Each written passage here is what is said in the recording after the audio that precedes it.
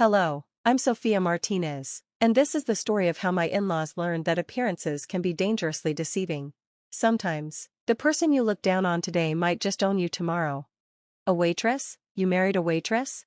Victoria Martinez's voice could have frozen hell itself. She stood in the grand foyer of her estate, pearls clenched in manicured fingers, staring at her son, Michael, as if he had just confessed to a crime. This was supposed to be a happy announcement. Michael and I had been married for 6 months, keeping it quiet while he finished his MBA. Now, with his graduation approaching, we had finally come to share our joy with his family. I should have known better. The Martinez family didn't celebrate joy, they weaponized it. "It's not what you think, Mother," Michael started, his grip tightening around mine. "Sophia is amazing. She's a gold digger," Richard Martinez cut in, his attention still fixed on his phone. He didn't even bother to look at me. "Really, Michael?" I expected better judgment from a Harvard Business School graduate.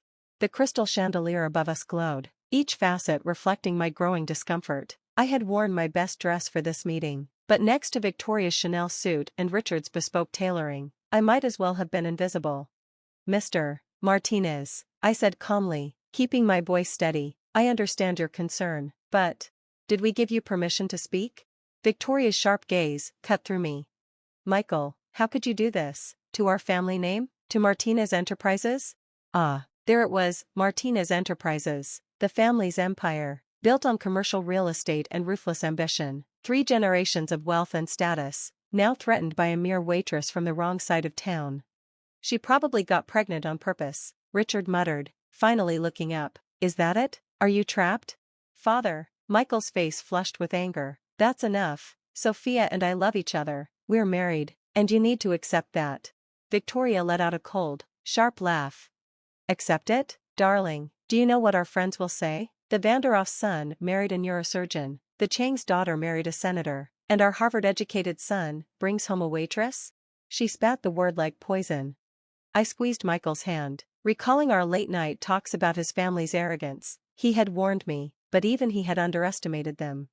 "Mother, Father," Michael's voice grew firm, "Sophia isn't just some waitress. She works at Giovan's to help her aunt, who owns it. She's smart, hardworking, and—" "Spare us the fairy tale," Richard interrupted. He turned to me, his gaze calculating. "How much?" I blinked. "Excuse me?" "To walk away, name your price, whatever he promised you, I'll double it." The room went silent. Victoria smirked, waiting for the moment I would grab the check and confirm her worst assumptions. "I don't want your money, Mr. Martinez."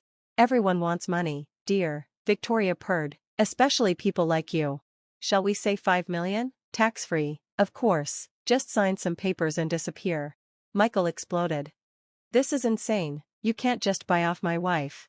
"Wife," Victoria scoffed, "for now, but trust me, darling, this won't last. Quality finds its own level, and she," her manicured hand flicked dismissively toward me, "is not Martinez quality." Asterisk. I thought of the documents in my office safe, of the recent meetings, of the plans already in motion. If only they knew who really wasn't Martinez quality. "Michael, come help me in the kitchen," Victoria ordered. "We need to discuss this privately." She pulled him away, ignoring his protests. Left alone with Richard, I waited. He didn't disappoint. "Listen carefully," he said, leaning in, voice low. "Martinez Enterprises is about to close the biggest deal in our history. We're acquiring Pacific Heights properties next month, a $10 billion transaction." He let that sink in before delivering the final blow. "I won't let some scandal ruin it. Take the 5 million and go. Trust me, it's the best offer you'll ever get." From the kitchen, I heard Michael arguing. "She's my wife. You can't just throw money at her and make her disappear." "Oh, darling," Victoria's voice was syrupy sweet, "watch us." I stood, smoothing my dress. "Mr. Martinez, Mrs. Martinez," I called toward the kitchen, a slow smile forming. "Thank you for this lovely evening. I should go." Michael rushed in, eyes pleading. "Sophia, wait, don't let them." I placed a hand on his cheek, pressing a soft kiss there. "It's okay, love, I'll see you at home. Your parents and I just need a little time to adjust." Victoria appeared in the doorway, her smirk as polished as her pearls. "Yes, dear, run along, and do consider our offer 5 million is quite generous for someone like you. I reached for the door, then paused. Oh, and Mr. Martinez? About Pacific Heights properties, you might want to hold off on that announcement. Richard's head snapped up, his expression darkening. How do you know about that? I smiled, just a hunch, from a simple waitress. Then I walked out, leaving them standing in their fortress of wealth, blissfully unaware that by morning, their empire would belong to me. The next day, I arrived at Martinez Enterprises headquarters 30 minutes early. The security guard barely glanced at me, just another woman in a modest dress, another face beneath their notice. Perfect. The executive elevator carried me to the top floor as I replayed Richard Martinez's words, more money than you could imagine. If he had ever bothered to look past my apron, he would have realized I sold my tech company for $300 million 2 years ago. But people only see what they want to see. The boardroom was already filling up when I entered. Victoria lounged near the head of the table, inspecting her nails. Richard stood before a sleek presentation screen, preparing his Pacific Heights announcement. Neither of them looked at me. Excuse me. Victoria finally acknowledged me with a glance, her lips curling in disdain. This is a private meeting. Catering staff should use the service entrance. Several board members chuckled. I stayed exactly where I was, my voice steady. Actually, Mrs. Martinez, I'm exactly where I should be. I pulled out the chair at the head of the table, Richard's chair, and took my seat. Shall we begin? Richard's head jerked up, his face twisting in irritation. What the hell is this? Security? I wouldn't do that, I said calmly, sliding a folder across the table. You might want to see this first. The boardroom doors opened again. Michael stepped in, his face a mix of confusion and concern, followed by my legal team. Sophia? He said cautiously, what's going on? Victoria's patience snapped. Richard, remove this gold-digging waitress immediately. I ignored her and gestured toward the documents in front of them. 3 months ago, through a series of carefully structured purchases, Golden Dawn Holdings acquired 52% of Martinez Enterprises shares. As CEO of Golden Dawn, that makes me the majority shareholder. Chaos erupted. Richard's hands trembled as he snatched up the documents. Impossible, we would have known. Major share purchases require board approval. I smiled. Yes, and you approved them. Remember those minor strategic acquisitions your advisors recommended? The ones you signed without reading because you were too focused on Pacific Heights? Victoria had gone ghostly pale, clutching her pearls as though they could save her. You're lying, she whispered. You're just a waitress. A waitress who sold her cybersecurity company for $300 million at 27. I nodded to my legal team, who began distributing additional documents outlining the new structure of Martinez Enterprises. I spent the last year studying this company, watching how it operates, watching how you treat people. The waitress job at my aunt's restaurant? That was just a convenient cover. Michael sank into a chair, his voice barely above a whisper. Why didn't you tell me? I met his eyes, softer now. Would you have been able to keep it from them? He exhaled, rubbing his face. Meanwhile, Richard had finished reading the documents, his face an alarming shade of gray.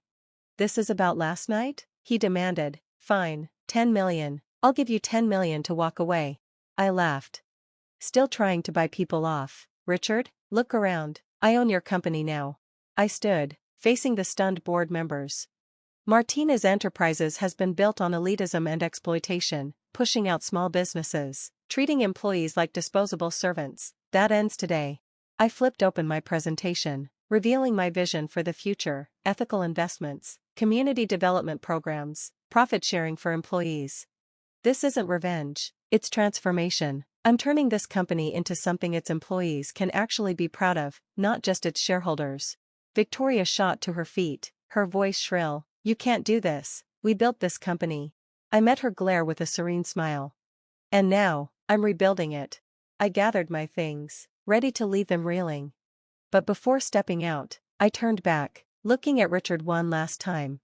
Oh, and that Pacific Heights acquisition? I said lightly. I backed their counteroffer this morning. You lost the deal. His mouth fell open, a soundless gasp of disbelief. Victoria staggered, gripping the table for support. Michael just stared at me, something unreadable in his gaze. And with that, I walked out, not as the woman they had dismissed as just a waitress, but as the one who now controlled their empire. I'm not completely heartless, I slid 2 more documents across the table.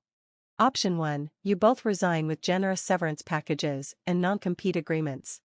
Option 2, I lodge a full audit and ethics investigation, including those interesting overseas accounts you assume no one knows about. Asterisk. Richard's already ashen face turned ghostly white. He knew exactly what an audit would reveal. You have 1 hour to decide, I continued, then, with a small smile, oh, and Victoria, 5 million seems a little low now, doesn't it? The next 60 minutes were tense. Michael alternated between stunned silence and incredulous laughter. I can't believe you pulled this off, he murmured, shaking his head. All those late nights, you told me you were working at the restaurant. I was working, I said, smiling, just not only as a waitress. Across the room, his parents huddled with their legal team, whispering furiously, their occasional glares laced with venom. Finally, Richard stood, shoulders slumped, looking like he'd aged a decade. We'll take the severance, he said quietly, but this isn't over. Actually, it is. I slid the contract toward him. Sign, and we never have to see each other again. Fight me, and every skeleton in your corporate closet becomes front-page news. They signed. As security escorted them from the building, Victoria turned back, her voice dripping with disdain. We gave you a chance to walk away with dignity, she spat.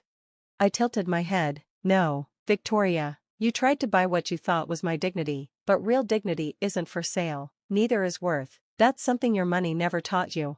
The months that followed were a whirlwind.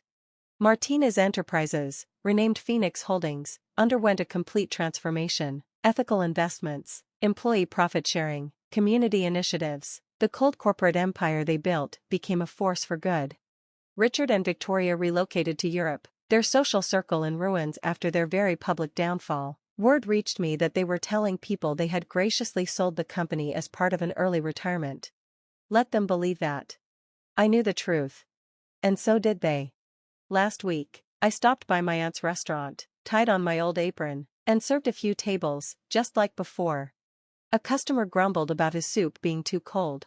Sorry, it's not to your taste, sir, I said smoothly, picking up the bowl. Because that's the thing, isn't it? People assume what they see is all there is. That status defines worth. That money buys power. My in-laws thought they were teaching me my place that night in their mansion. They did. Just not in the way they imagined. I still keep my waitress uniform hanging in my office, not as a reminder of humility, but as a testament to power. Real power isn't about making others feel small. It's about knowing your worth. Even when others don't.